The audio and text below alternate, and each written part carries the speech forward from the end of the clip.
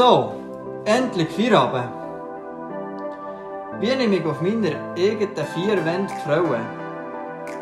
Ich meine, was gibt es schon Schöneres, als nach so einem strengen Tag heimzukommen und zu wissen, ich habe meine 4 Wände für mich einzig und muss niemand mehr treffen.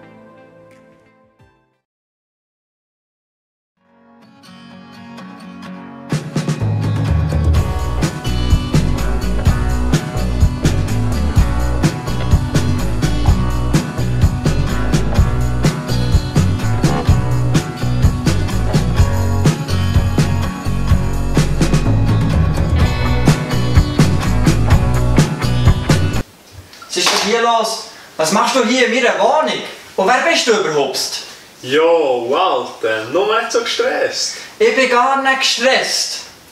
Jo, chill. Ich denke, wir machen es einfach ein bisschen bequem in deiner Wohnung und warten, bis es zu essen gibt. Was zu essen gibt? Ach. Wer bist denn du und was machst du hier? Ich bin gerade am Kochen, aber schon etwas zu essen. Das glaube ich jetzt nicht. Nein, sicher nicht, weil du etwas zur Nacht. Tja, ich würde sagen, die Überraschung ist gelungen. Ja, das kann man definitiv laut sagen.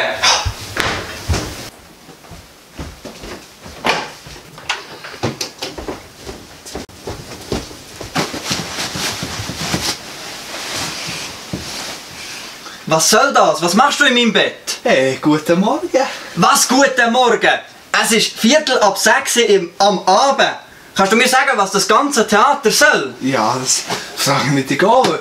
Was soll das, mir einfach so zu wecken? Ich bin einfach zu gestresst. Ja, jetzt muss ich einfach eine Dusche nehmen, am besten kalt, und dann bekomme ich um mich einen kühlen Kopf. Salut, salut! Jetzt längt's aber. Meine eigenen 4 Wände sind mir völlig fremd geworden.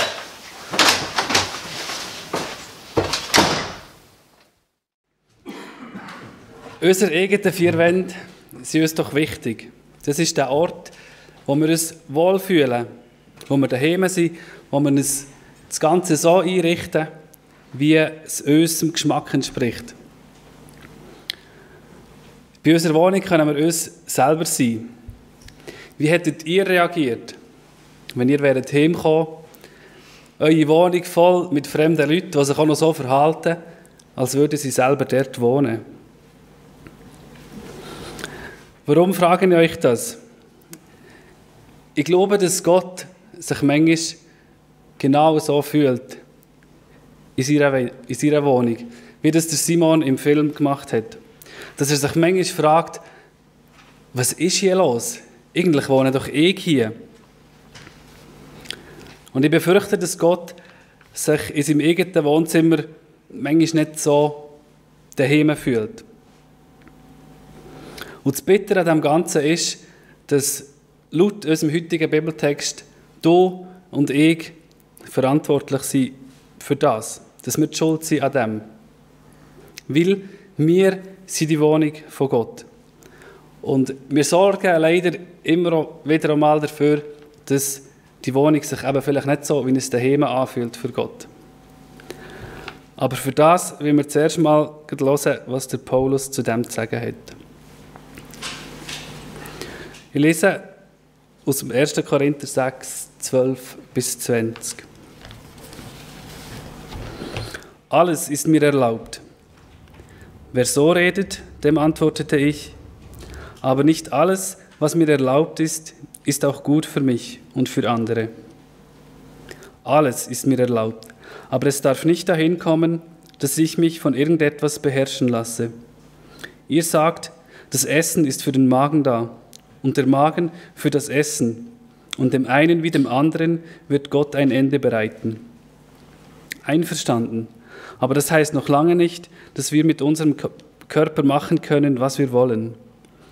Der Körper ist nicht für die Unmoral da, sondern für den Herrn, und der Herr ist für den Körper da und hat das Recht, über ihn zu verfügen. Und genauso wie Gott den Herrn von den Toten auferweckt hat, wird er durch seine Macht auch uns vom Tod auferwecken und unseren Körper wieder lebendig machen. Wisst ihr nicht, dass ihr zum Leib Christi gehört und dass damit auch euer Körper ein Teil seines Leibes ist. Soll ich denn nun, indem ich mich mit einer Prostituierten einlasse, Christus das wegnehmen, was einen Teil seines Leibes ausmacht, und es zu einem Teil ihres Leibes machen? Niemals. Überlegt doch einmal, wer sich mit einer Prostituierten einlässt, wird mit ihr eins. Sein Körper verbindet sich mit ihrem Körper. Es heißt ja in der Schrift, die zwei werden ein Leib sein. Wer sich hingegen mit dem Herrn verbindet, wird eins sein mit ihm. Sein Geist verbindet sich mit dem Geist des Herrn. Lasst euch unter keinen Umständen zu sexueller Unmoral verleiten. Was immer ein Mensch für Sünden begehen mag, bei keiner Sünde versündigt er sich so unmittelbar an seinem eigenen Körper wie bei sexueller Unmoral. Habt ihr denn vergessen, dass euer Körper ein Tempel des Heiligen Geistes ist? Der Geist, den Gott euch gegeben hat, wohnt in euch, und ihr gehört nicht mehr euch selbst. Gott hat euch als sein Eigentum erworben. Denkt an den Preis, den er dafür gezahlt hat. Darum geht mit eurem Körper so um, dass es Gott Ehre macht.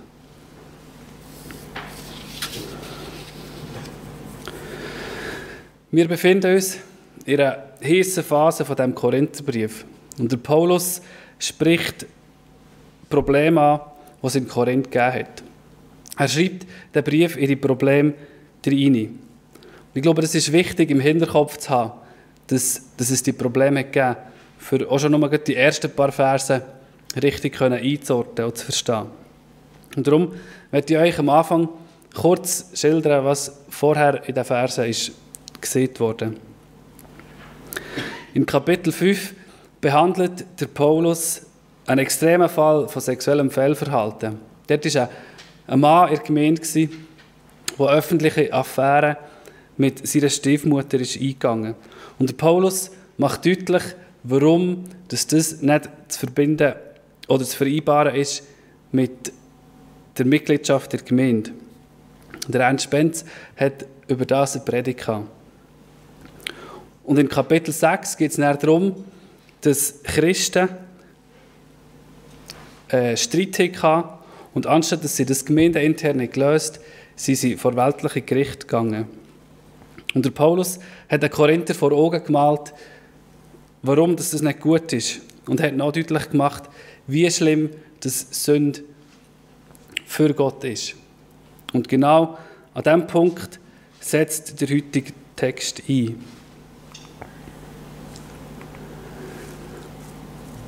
Der Paulus schreibt, alles ist uns erlaubt. Wir als Christen dürfen alles. Es gibt nichts, was uns verboten wäre. Ich hoffe, dass ihr ein bisschen nervös werdet auf dem Stuhl und am liebsten würdet einwenden und sagen, aber das kann man doch so nicht sagen. Natürlich gibt es Sachen, die wir nicht dürfen. Natürlich gibt es Sachen, die uns verboten sind. Für was gäbe es sonst die Gebote? Beim Motto, alles ist uns erlaubt, wird uns Christen oftmals ein bisschen mulmig zumuten. Aber genau nach diesem Motto ist in Korinth gelehrt und gelebt worden. Die Korinther haben das Evangelium etwa folgendermaßen verstanden. Es gibt nichts mehr, was uns von der Liebe von Gott trennen kann. Das lesen wir im Römer 8. Er hat alle Schuld von uns genommen und der Schuldbrief, der gegen uns war, ans Kreuz genagelt. Kolosser 2. Es gibt keine Verdammnis mehr für die, die in Christus sind, egal was wir auch tun. Ebenfalls im Römer 8. Zur Freiheit hat uns Christus befreit und er ist das Ende vom Gesetz. Galater 5. Das sind alles gute und richtige Aussagen aus der Bibel. Und für die Korinther war darum klar, nichts kann uns mehr von Gott trennen. Und das Gesetz hat uns damit nichts mehr zu sagen. Also, alles ist uns erlaubt. Zum Glück macht der Paulus dem ja ein klar und deutliches Ende. Nein, macht er eben nicht. Er schreibt, einverstanden oder Das mag sein. Seht aber auch, nicht alles ist für euch gut oder für andere. Ganz ehrlich, ich hätte mir eine andere Antwort von Paulus erwünscht. Ich hätte mir ein klar und deutliches Nein erwünscht und eine Ausführung, was ist denn wie und wenn erlaubt und was eben nicht. Aber das macht der Paulus nicht. Er sagt nicht Nein, er macht eigentlich noch etwas viel Härteres. Er stellt uns in die Freiheit hinein. Ich glaube, dass wir Menschen uns eigentlich danach sehnen, Grenzen zu haben oder Mauern zu haben. Ich weiss, das klingt am Anfang relativ komisch, aber völlige Freiheit macht uns oftmals Angst. Weil Freiheit bedeutet auch Unsicherheit. Und eigentlich sehnen wir uns ja nach Sicherheit. Nach Grenzen, wo wir uns dahinter verstecken können. Grenzen, wo wir uns daran festhalten können. Und Grenzen, die uns Sicherheit geben. Ich glaube, das ist mit der Grund, wieso dass sich Leute extremistischen Vereinigungen anschließen. Weil dort ist alles so klar schwarz, weiß, gut und böse, richtig, falsch. Es gibt die Freiheit, wo zum Teil auch Ungewissheit bedeutet, nicht. Aber Gott stellt uns durch Paulus in so eine Freiheit hinein. Der Paulus sagt, alles ist uns erlaubt. Aber die Frage ist, wie leben wir denn diese Freiheit?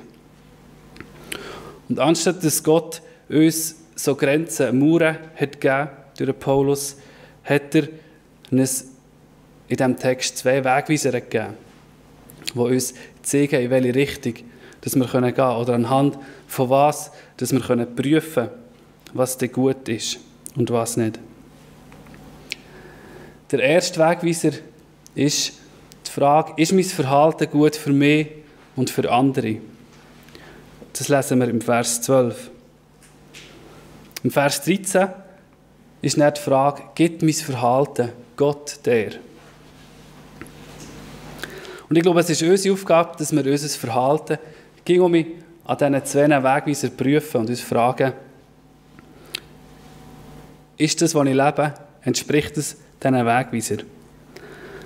Und Gott traut uns damit eine unglaubliche Reife, aber auch eine unglaubliche Mündigkeit zu. Er traut uns zu, dass wir entscheiden können. Und eben, dass wir entscheiden können, hat er uns aber auch Hilfen an die Hand gegeben. Er hat uns die Bibel gegeben. Dort können wir viel über ihn lesen, wie er sich Leben vorstellt und auch über uns selber. Aber für das müssen wir die Bibel auch lesen.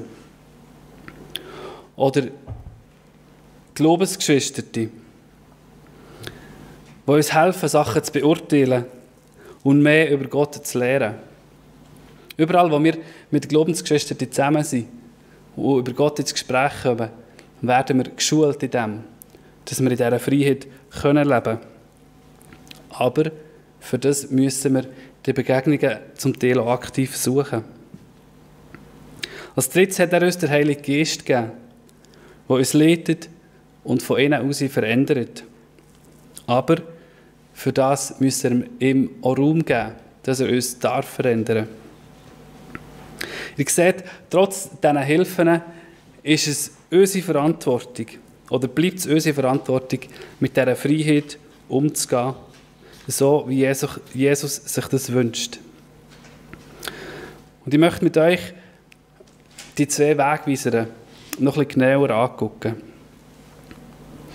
Ist mein Verhalten gut für mich und andere?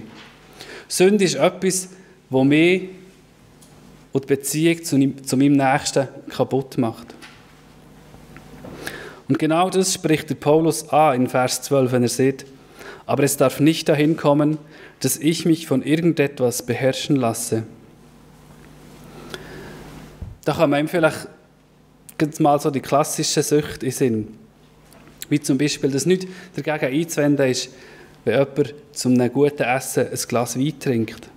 Aber wenn es mich bindet, wenn es mich beherrscht, wenn es mich gefangen nimmt, wenn ich abhängig bin von dem, dann ist es nicht mehr gut für mich. Dann ist das eine Grenze von meiner Freiheit. Aber das Abhängigsein, das finden wir auch nicht nur bei diesen klassischen Süchten. Das können wir auch sonst finden. Zum Beispiel die Frage, wie sieht es mit deiner Sehnsucht nach finanzieller Sicht aus? Ist das ein Thema, wo du merkst, ich habe die Freiheit zum Geben? Oder ist es ein Thema, wo du merkst, es bindet dich, es engt dich vielleicht ein? Oder auch die Frage nach Anerkennung. Ich glaube, wir Menschen sind doch auf der Suche nach Anerkennung. Aber was ist, wenn die Anerkennung mal nicht kommt? Machen wir dann alles, für die Anerkennung zu bekommen und machen es damit abhängig von anderen Leuten? Oder können wir auch ohne die Anerkennung? Oder aktuell die Frage nach Nähe. Oder auch die Frage, machst du dich abhängig von deinem Ehepartner, von deiner Ehepartnerin? Ich glaube, du selber weißt, wo du in Gefahr stehst, abhängig zu sein von etwas oder dich gefangen nehmen zu lassen. Und ich glaube, sobald wir an den Punkt kommen, wo uns etwas eben einengt, wo uns etwas gefangen nimmt, dann ist es nicht mehr gut für uns selber und für unseren Nächsten. Und dann sollten wir daran arbeiten, das entweder loszulassen oder einen gesunden Umgang damit zu finden. Aber es gibt auch noch den zweiten Wegweiser. Gibt mein Verhalten Gott die Ehre? Unser Text behandelt konkret sexuelles Fehlverhalten. Das scheint etwas zu sein, das in Korinth völlig aus dem Ruder ist gelaufen. Und der Paulus fühlt sich gedrängt, dass er das konkret und explizit anspricht. Ich habe schon am Anfang gesehen, das war zumindest die Sache mit der Stiefmutter. Aber auch in den Versen 15 und 16 können wir daraus nehmen, dass es in Korinth mehr oder weniger normal war, dass Männer aus der Gemeinde Prostituierte aufgesucht haben. Und auf den ersten Blick ist das, glaube ich, etwas, was wir wie nicht verbinden können. Es ist doch in sich ein Widerspruch. Und gleich müssen wir realistisch sein und uns eingestehen, dass wir nie hinter die Fassade von unserem Nächsten sehen. Wir wissen nicht, was sich vielleicht hinter dieser frommen Fassade versteckt. Und ich glaube, neben Macht und Geld ist Sex eines der weitesten Felder, wo wir Christen versucht werden. Aber ich habe mich gefragt, warum erwähnt der Paulus das so explizit und warnt so eindringlich davon? Ich glaube zum einen, weil sexuelle Verfehlungen uns selber kaputt machen. Kaum etwas anderes nimmt der Mensch körperlich und seelisch so mit wie sexuelle Verfehlungen. Ehebruch, Untreue ist etwas, das ganze Familien, wo ganze Ehen zerstört. Und auch Pornografie zerstört oder verhindert eine gelingende eheliche Sexualität. Natürlich ist es gut, dass man Freude hat an seinem Partner, seiner Partnerin. Das lesen wir auch in Sprüche 5,18. Dort steht: Freue dich an der Frau deiner Jugend. Aber sobald uns Sexualität gefangen nimmt, sobald uns das bindet in Taten oder Gedanken, dann ist es etwas, was uns kaputt macht. Und der Paulus zeigt in diesem Bibeltext auch auf, dass wenn etwas uns und unserem Körper schadet, schadet es zeitgleich auch Gott. In Vers 14 sagt der Paulus: Der Körper ist nicht für die Unmoral da, sondern für den Herrn, und der Herr ist für den Körper da und hat das Recht, über ihn zu verfügen. Wir gehören Gott. Wenn du Christ bist, heisst das nichts anderes, als dass du den Besitz über dein Leben abgegeben hast. Du hast Gott den Schlüssel gegeben für dein Lebenshaus. Und damit hat er das Recht, dass er dich umgestalten darf. Dass er dein Leben in eine Richtung führen darf, die er vorgesehen hat. Du gehörst nicht dir selber. Das ist genau das, was der Paulus in Vers 14 meint, wenn er schreibt, Gott hat das Recht, über deinen Körper zu verfügen. Jetzt ist es, glaube ich, irgendwie schwierig zu verstehen, warum er das Recht hat. Und darum finde ich es so spannend, dass der Paulus dort den Vergleich bringt, das Bild bringt, das man mit dem Film auch versucht hat zu verdeutlichen. Das Bild vor Wohnung. Wenn wir Christ werden, dann zieht der Heilige Geist in uns ein. Er nimmt Wohnung in uns. Und damit werden wir zur Wohnung, zum Tempel von Gott. Und der Paulus sagt im Vers 19, der Geist, den Gott euch gegeben hat, wohnt in euch. Und ihr gehört nicht mehr euch selbst. Wir gehören nicht uns selber. Gott hat das alleinige Recht auf die Wohnung. Und er sieht in seinem Wort ganz klar Sachen, die uns schaden, die die Körper kaputt machen. Die will er nicht in dieser Wohnung. Die hat er nichts verloren. Und ich glaube, Gott hat jedes Recht dazu, dass er das uns darf und kann vorschreiben. Weil er hat einen unglaublich grossen Preis für uns gezahlt. Er hat den Kaufvertrag von dir und meiner Wohnung mit seinem Blut unterschrieben. Im Vers 20 schreibt der Paulus, Gott hat euch als sein Eigentum erworben. Denkt an den Preis, den er dafür gezahlt hat. Darum geht mit eurem Körper so um, dass es Gott Ehre macht. Und ich glaube, das ist die eigentliche Begründung. Natürlich gilt das Argument, dass Gott als Eigentümer das Recht hat. Oh, aber unser Antrieb, glaube ich, sollte die Erinnerung daran sein, was das Gott für uns gezahlt hat. Wie hoch ist der Preis für die Wohnung? Was bist du wert?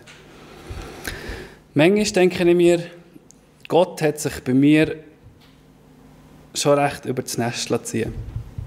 Weil ich kenne meine Fehler, ich kenne meine Mängel und ich weiß, wie das es eben manchmal in dieser Wohnung aussieht. Und trotzdem hat Gott den wahnsinnigen Preis für mich gezahlt. Weil es ihm egal war, was es kosten würde, Hauptsache ich würde sein Eigentum. Und ich wage mal zu behaupten, dass Gott sich bei uns allen überzahlt hat. Aber es war es ihm wert. Er hat die wählen und darum war er bereit, so viel zu zahlen. Und darum sollte es eigentlich selbstverständlich sein, dass wir den Tempel, die Wohnung, in einem einwandfreien Zustand halten. Ich glaube, das wäre so mal Theorie, wo es eigentlich schon auch klar ist. Aber die Frage ist, wie sieht das Ganze denn praktisch aus? Bis jetzt haben wir uns angeguckt, was es theoretisch heisst, dass wir die Wohnung von Gott sind. Und jetzt möchte ich mit euch aber auch noch angucken, was bedeutet das in der Praxis? Wie sieht das praktisch aus? Und als erstes möchte ich für das den Kontext angucken, den der Text hier bietet. Und die Frage in den Raum stellen, wie gehen wir heute als Kind Gottes mit unserer Sexualität um? Ganz ehrlich, es ist ein Thema, wo mir nicht leicht fällt, darüber zu reden, weil es, glaube ich, ein Thema ist, wo man allgemein nicht so viel darüber redet. Ich als lediger Mann sowieso nicht grosse Ahnung von dem Ganzen habe. Und gleich möchte ich anhand von dem Text so ein paar Grundlinien aufzeigen, wie Gott sich das vorstellt. Aber zuerst möchte ich euch noch etwas anderes sagen.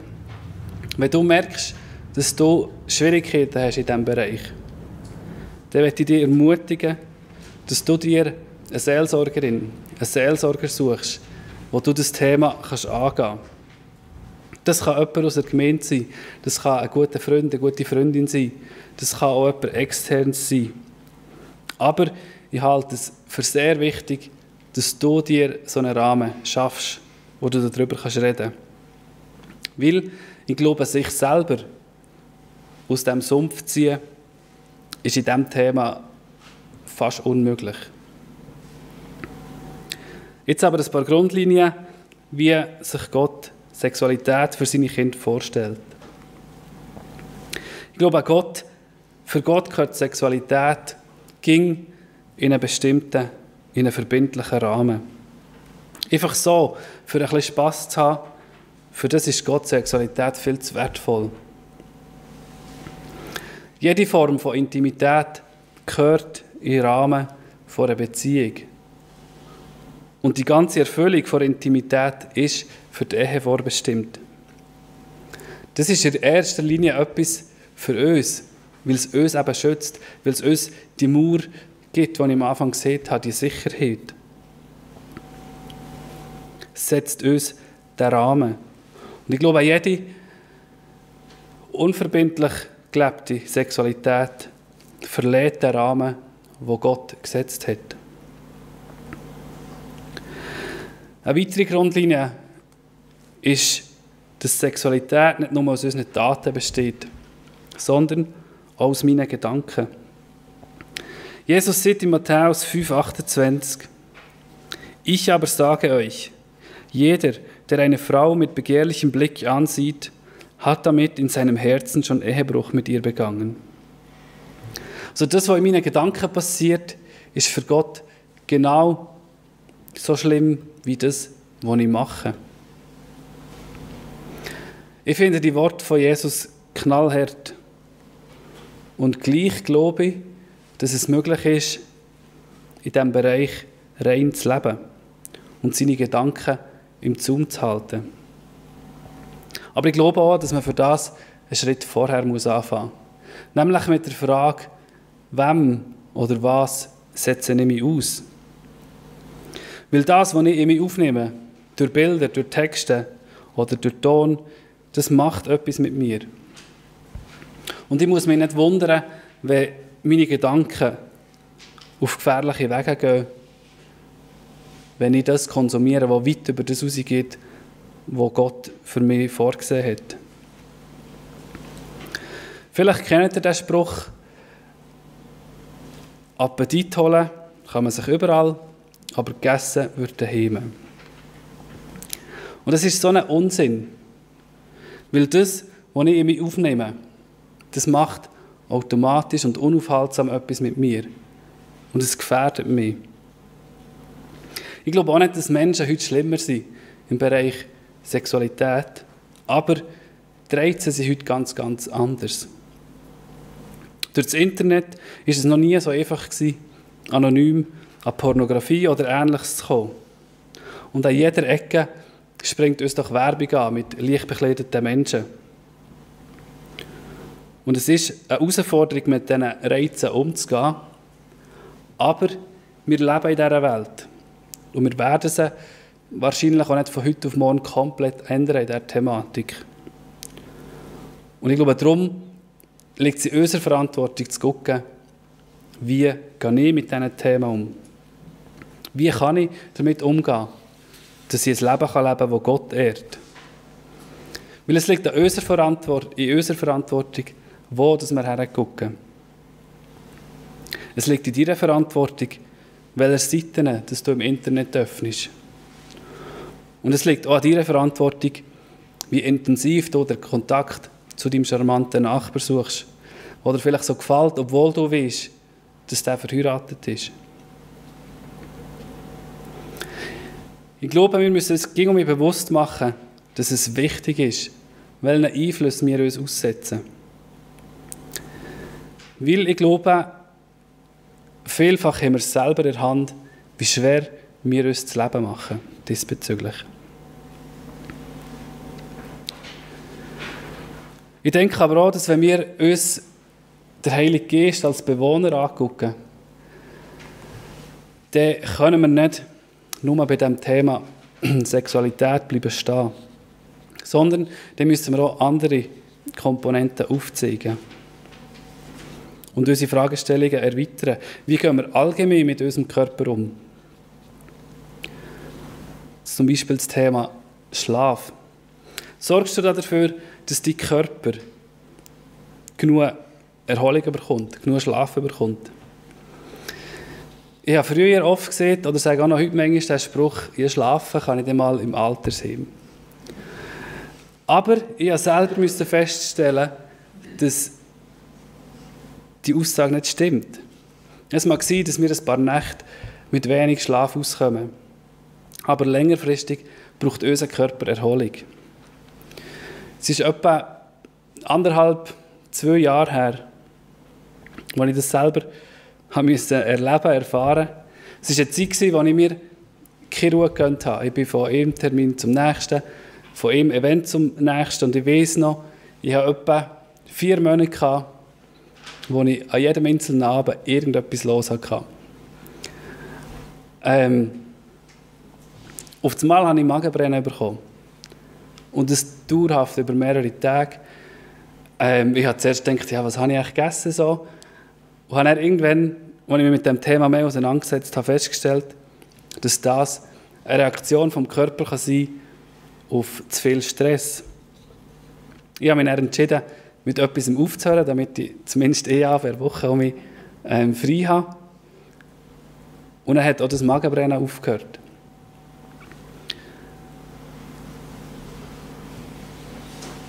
Oder die Frage, wie achtest du darauf, dass dein Körper genug Bewegung bekommt? Ich glaube, Gott hat uns dazu geschaffen, dass wir uns bewegen, dass wir unseren Körper brauchen. Das bedeutet nicht, dass wir alle Leistungssport betreiben müssen. Aber bewegst du dich in dem Rahmen, der dir möglich ist? Viele Funktionen des Körpers sind an das gebunden, dass sie gebraucht werden. Und sie verkümmern, wenn wir das eben nicht machen. Oder auch das Thema Ernährung. Ich bin überhaupt kein Fanatiker, was Ernährung angeht. Wer mich kennt, weiss, dass ich bei Süssem fast nicht widerstehen kann. Dass es mich auch mal auf einen Besuch bei McDonald's einladen, noch später am Abend nach der eingeben. Aber ich glaube auch, dass wir uns längerfristig nichts Gutes tun, wenn wir uns zu einseitig ernähren. Mir ist wichtig zu sagen, dass das Ziel nicht Perfektion ist. Es geht auch dabei nicht um Schönheitsideal, sondern um das Leben, das Gott ehrt und das gut für uns persönlich ist. Schlaf macht mich nicht zwingend schön, aber es tut mir gut, wenn ich meinem Körper Erholung gönne. Ich muss auch nicht trainieren bis zum Umkehren, nur für das ich im Sommer am See oder am Meer allen mein Sixpack präsentieren kann. Aber ich glaube, es ist gut, wenn wir unseren Körper für das brauchen, was Gott geschaffen hat. Es schenkt mir auch kein ewiges Leben, vielleicht nicht mal ein längeres, wenn ich mich nur von fair gehandeltem Bio-Körnerfutter ernähre. Aber es ist gut für mich, wenn ich nicht unbegrenzt alles in mich hineinstopfe. Ihr merkt, sowohl im Bereich von Sexualität, aber auch in anderen Bereichen, kann ich nur ein paar Beispiele nennen. Das würde den Rahmen sprengen, wenn wir all diese Sachen aufzählen wollen. Und ich glaube auch, schlussendlich ist es eine individuelle Frage. Die Frage, wie sieht es mit deinem Umgang mit Sexualität aus? Ehrst du Gott in diesem Bereich? Wie gehst du mit deinem Körper um? Kümmerst du dich um dich selber? Das sind Fragen, die ich nicht von hier vorne für euch beantworten kann. Sondern das sind Fragen, wo wir selber aktiv werden müssen. Wo wir mit Gott ins Gespräch kommen müssen. Und ich werde abschliessend eine Frage in den Raum stellen, die wir dann auch während dem nächsten Musikstück uns so begleitet. Und wo dir vielleicht hilft, als Gesprächseinstieg mit Gott über seine Wohnung zu reden. Wie sieht mir als Körper, du und dein Körper, sind die Wohnung, sind der Tempel von Gott? Und meine Frage, die ich euch mitgeben möchte, fühlt sich Gott in deinem Körper, in seiner Wohnung wohl? Oder geht es ihm vielleicht manchmal so, wie im Simon beim Film vom Anfang?